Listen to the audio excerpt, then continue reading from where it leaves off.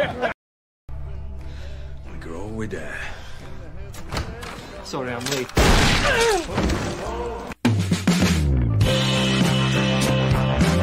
Yuhu everybody, welcome back again with me Chanku yang akan menemani legendary kalian dalam rangkuman film kali ini. Melanjutkan serial film Preachers yang kemarin, kali ini gue akan membahas bagian episode 5 dari film ini, di mana akan ada sedikit informasi penting nantinya karena gue ada salah sedikit dalam review alur cerita yang kemarin. Jadi buat kalian yang baru nonton dulu episode sebelumnya biar kalian paham sama alur ceritanya jika gue menjelaskan tentang hal ini nantinya. By the way, untuk kalian jangan lupa subscribe, like, komen, serta share untuk mensupport gue tentunya. Dan tanpa banyak bacot lagi, langsung saja pasang headset kalian, naikkan volume HP-nya, and go to the list. Story guys.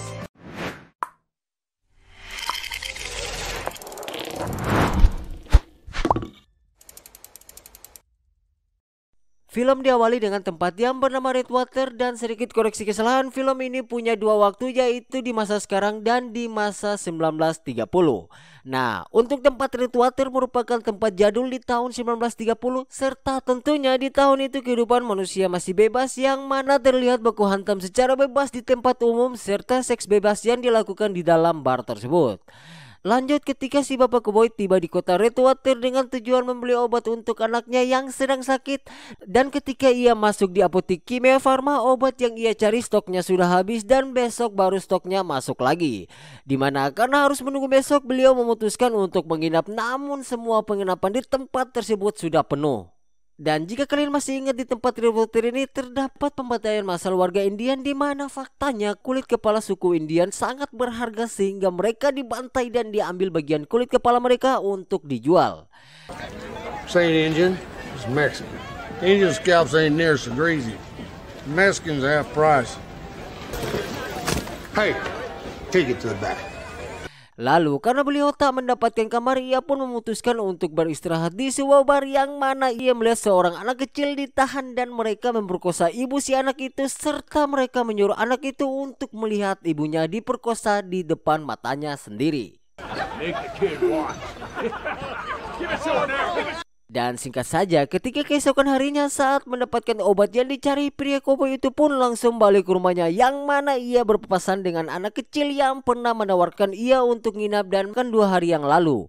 Namun karena ia buru-buru, ia pun tak menghiraukan mereka. Tapi karena anak itu bilang bahwa mereka menuju ke arah Redwater, belum juga sampai di tengah perjalanan, beliau ingat tentang kejamnya kota Redwater yang memperlakukan jika ada pendatang baru. Kid, watch.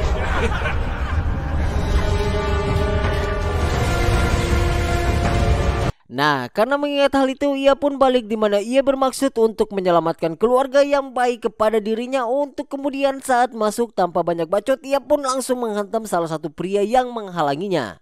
Di mana saat ia berhasil menemukan anak itu beserta keluarganya, ternyata anak kecil itu sedang menjual seluruh kulit kepala orang Indian, di mana bisa dipastikan anak kecil beserta rombongannya merupakan pemburu orang Indian. Untuk kemudian si koboi pun dihajar oleh beberapa teman yang ia pukul di luar. Saat sedang dihajar, ia hanya menyelamatkan obat dari anaknya.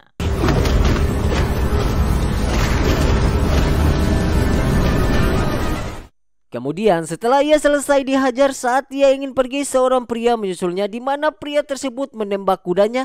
Dan karena kudanya sudah dibunuh, beliau pun pulang dengan jalan kaki, yang mana perjalanan tersebut memakan waktu 4 hari. Untuk kemudian ketika ia sampai, nasib buruk terjadi kepada keluarganya, yang mana anak serta istrinya sudah meninggal dan tubuh mereka dimakan oleh burungnya Itachi.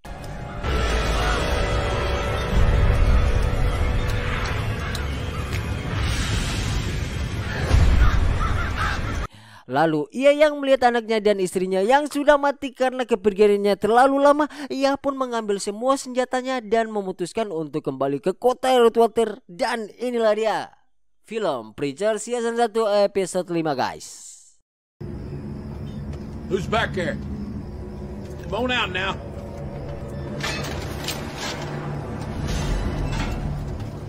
Setelah itu, di rumah Eugene mendapatkan ancaman teror oleh seseorang di mana ayah Eugene yang merupakan seorang sheriff pun sedikit waspada dengan hal itu. Untuk kemudian ketika Eugene pergi ke kamarnya, ia pun memanggil ayahnya di mana tembok serta atap mereka sudah terdapat tulisan sebuah ancaman.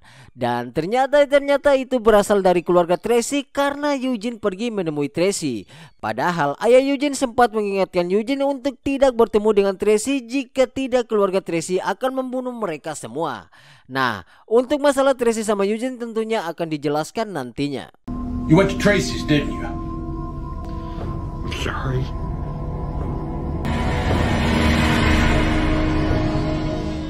Singkat cerita, Casey yang telah membaik kini dirinya menginap di rumah Tulip, yang mana Tulip yang tahu bahwa Casey adalah seorang vampir. Tulip pun bertanya tentang rumor vampir dari giginya yang bertaring hingga bertransformasi ke kelelawar, kemudian tidur di peti mati serta takut pada simbol salib, yang mana Jesse bilang bahwa semua itu tak ada yang benar. Namun, salah satu anggapan Tulip yang benar adalah sinar matahari yang bisa membunuh vampir. Dan karena itulah Jesse bilang jika siang ia selalu menggunakan baju yang menutupnya agar ia tak bisa terkena oleh sinarnya matahari. Namun sisi baiknya dari Jesse, ia tak pernah membunuh orang yang tak membahayakan serta ia tak akan meminum darah jika ia tak terluka. You can leave now. Family, is there a direction you might point me in? That's a no. That's all right. Question 2. Kemudian Tulip yang memang dari awal sudah kesal dengan Casey, ia pun langsung menyuruh Casey pergi. Tapi ternyata Casey malah tak mau pulang dan menyinggung tentang ciuman mereka semalam ketika Casey sedang sekarat. Dikarenakan Tulip mau melakukan ciuman itu karena melihat Casey yang sedang sekarat dan belum tahu bahwa Casey adalah seorang vampir. Lalu tak ada angin tak ada hujan, Casey pun langsung menyatakan cintanya kepada Tulip, padahal mereka baru bertemu belum sampai 24 jam.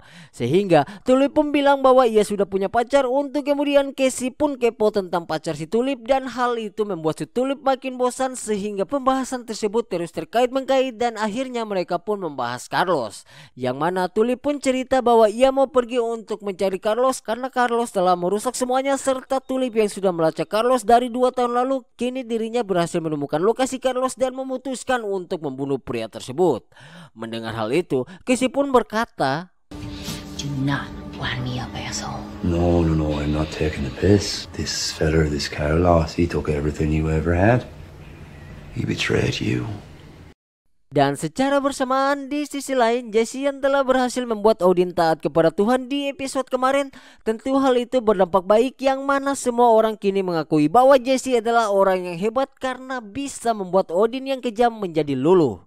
Sehingga banyak orang yang langsung datang mencarinya untuk memberikan mereka sebuah solusi dalam kehidupan mereka, di mana lagi-lagi Jesse selalu menggunakan kekuatannya untuk memberikan sebuah solusi kepada orang yang curhat kepadanya. How to dress him. I think the key here is be patient. You're right. Just be patient. Sedangkan di tempat lain, Emily yang merupakan asisten Jesse di gereja, ketika ia sedang membuat laporan gereja untuk kemudian saat dia sedang pergi boker, Tulip pun menghampiri Emily yang sedang di toilet lalu berkata, Where is he? Playfair Station.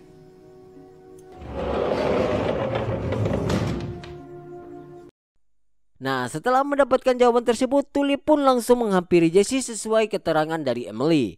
Untuk kemudian scene pun berpindah pada Eugene dan ayahnya, yang dimana ayahnya nampak marah kepada Eugene karena ulah Eugene yang mendatangi rumah Tracy, padahal keluarga Tracy sangat amat membenci Eugene. Dan karena Eugene yang so asik dengan ayahnya yang muak, ia pun langsung memegang piring dan melemparkan piring tersebut di tembok dan mengatakan sesuatu yang membuat Eugene sakit hati. If you really want to help, maybe you should do like they said and go ahead and finish the goddamn job. Setelah itu, scene pun berpindah pada Jesse dan rombongan jamaahnya, termasuk juga si Tulip, yang mana Tulip datang bukannya curhat dan meminta solusi kepada Jesse, namun Tulip memetaforakan kalimat, padahal Tulip lagi-lagi mencoba membujuk Jesse agar ikut dengannya dan membunuh Carlos, teman lama mereka berdua. Namun si Jesse pun tak mau ikut dengan Tulip untuk kemudian memberikan sebuah pencerahan kepada Tulip dengan berkata, I know you can. We don't have to be what we've been. You can be good. That's what we want, right? We all want to be good. Lalu di tengah sedang ngobrol, pelayan datang dan memberitahu kepada Jesse bahwa ada orang yang ingin bertemu dengannya, di mana orang itu adalah Eugene. Dan yang jadi pertanyaan, mengapa Eugene tak dibiarkan masuk oleh pelayan? Ya, alasannya adalah mereka semua yang berada di kota tersebut sangat amat membenci Eugene dikarenakan ulah Eugene di masa lalu yang mencoba membunuh Tracy tentunya. Lalu setelah itu si Eugene pun curhat kepada Jesse dan meminta Jesse agar membantunya supaya ayahnya si Eugene tak lagi membenci Eugene karena Eugene pernah pergi ke rumah Tracy kemarin. Yang dimana karena cerita Eugene sudah diketahui oleh Jesse dan akar masalah ayah Eugene marah kepada Jesse juga sudah diketahui oleh Jesse.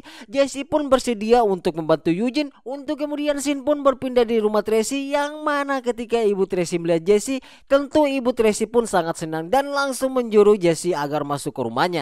Akan tetapi belum juga naik tangga, ibu Tracy yang melihat keluar dan terdapat Eugene yang berada di mobil Jesse. Ibu Tracy pun langsung mengambil batang kayu untuk kemudian menyerang Eugene yang berada di dalam mobil tersebut, di mana aksi itu dilihat oleh seluruh orang di sana atau para tetangga-tetangga di sana, di mana bisa dipastikan bukan cuma di Indonesia yang kayak gitu tapi di luar negeri juga sama, bos. Nah, mengapa ibu Tracy menyerang Eugene? Tentunya jawabannya adalah karena si Eugene dulunya mencoba membunuh si Tracy waktu mereka masih remaja. Lalu Jesse yang melihat hal itu, ia pun keluar dan mencoba menghentikan pertikaian itu dengan kekuatan yang ada di dalam dirinya. Drop it!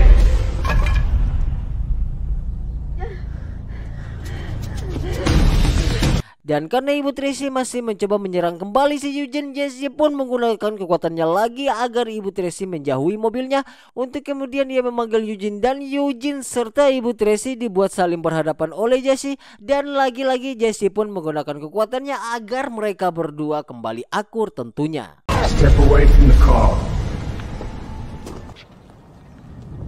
Forgive him.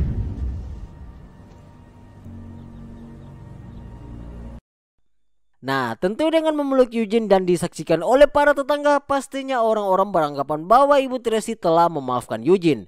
Untuk kemudian ketika balik ke rumah, si Eugene pun heran dengan kejadian tadi karena yang Eugene tahu keluarga Tracy begitu sangat amat benci kepada dirinya.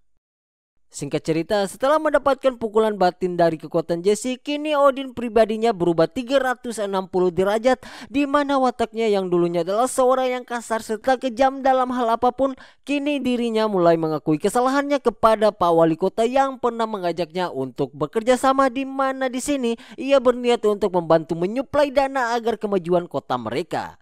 Lalu, pembicaraan Odin dan Wali Kota tentunya didengar oleh Donnie, yang mana Odin bilang bahwa ia telah berubah seperti ini karena kemarin ia datang ke gereja Jesse dan mendapatkan sesuatu dari Jesse sehingga dirinya menjadi cerah seperti ini. Untuk kemudian Donnie yang pernah merasakan efek kekuatan Jesse, ia pun curiga bahwa Jesse telah membuat sesuatu kepada bosnya, karena Donnie tahu bosnya si Odin tak akan bisa berubah dengan begitu cepat. Untuk kemudian Donnie pun berdiri dan mengatakan, What'd he say? What'd he say to you? He said to serve God, Donnie. Which you will from this day on. That okay? Dan singkat saja, setelah dari kantor ketika makan siang, Donnie bertemu dengan ibunya, di mana Donnie terlihat sangat mendung ekspresinya. Untuk kemudian ia bilang tentang si Odin yang telah berubah karena telah mendapatkan suatu tusukan ucapan dari Jesse, yang mana Donnie pun bilang kepada istrinya bahwa Jesse punya kekuatan dikarenakan ia pernah merasakan dampak dari kekuatan Jesse saat ia ingin membunuh Jesse di dalam toilet. Namun Jesse membalikan semua kondisi itu dan mengontrol tubuh Donnie dengan hanya berbicara. His power. It made me in my mind.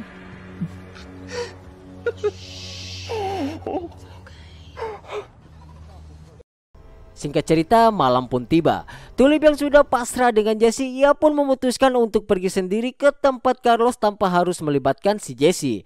Namun sebelum ia pergi, ia menemui si Casey, dan karena ia tahu Casey mencintainya, entah karena apa, mungkin karena udah lama gak basah, si Tulip mengajak Casey untuk ngen di dalam mobilnya, dan itu enak banget, bos. Diam-diam gratis kan, ya. Dan secara bersamaan scene pun berpindah pada di Blaine dan Fiorin, di mana mereka berdua panik karena mendapatkan telepon dari surga. Untuk kemudian mereka berdua pun memutuskan pergi bertemu dengan Jesse tanpa harus menunggu info dari si Casey. Yang mana singkat saja dengan bantuan ayah Eugene, mereka berdua pun berhasil mendapatkan lokasi Jesse.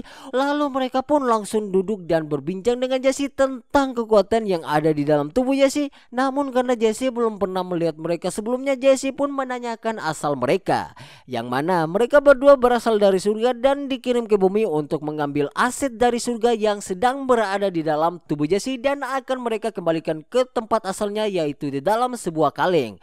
Tapi si Jesse tak mau memberikan kekuatan itu dikarenakan dia merasa bahwa kekuatan itu adalah kekuatan dari Tuhan yang diberikan kepada dirinya. No, you don't understand. What's inside of you, it isn't God. Sedangkan di sisi lain, setelah bertemu dengan wali kota tadi siang, ketika malamnya wali kota pun membawa beberapa rekan bisnisnya sesuai pembicaraan mereka tadi siang. Yang mana tentunya hal itu membuat mereka heran saat melihat Odin yang telah berubah. Lalu setelah duduk dan belum lama juga, mereka semua pun diberi minum oleh Odin. Lalu saat ingin berbincang tentang bisnis, tiba-tiba Let's get started.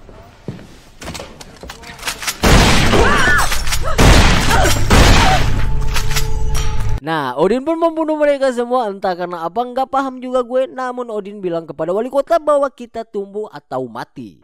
Lalu ada salah satu orang yang datang terlambat juga, namun dibantai oleh Odin. Dan kalau gue jadi dia, gue gak bakal datang karena udah mendengar suara senjata gitu bos.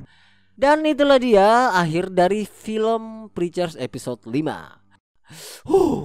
Oke guys, makin kesini makin terungkap satu persatu permasalahan dalam film ini. Nah, untuk bocoran di next episode nanti akan ada detail tentang asal-usul lahirnya kekuatan Jesse dan beberapa pertarungan yang spektakuler nantinya antara Jesse dan si